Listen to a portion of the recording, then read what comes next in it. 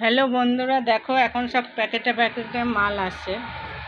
এই দেখো, আর আমরা যখন ছোট ছিলাম তখন সব আসতো ঠোঙায় করে দিত। এই যে কতগুলো প্যাকেট এরকম সবার ঘরেই জমে যায়, এগুলো তো পুড়িয়ে দিতে হবে, তাছাড়া আর উপায় নেই।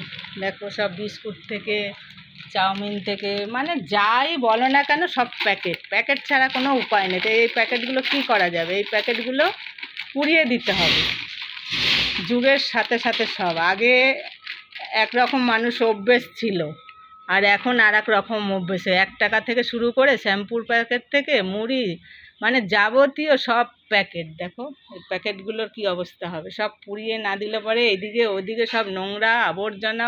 জলের বোতল আগে ছিল মাটির কলসি, হ্যাঁ পেতলের কলসি, এখন তো সব উঠেই গেছে, এখন সব বোতল, যেখানেই যাবে বোতল প্যাকেট। এগুলো সব পুড়িয়ে দিতে হবে।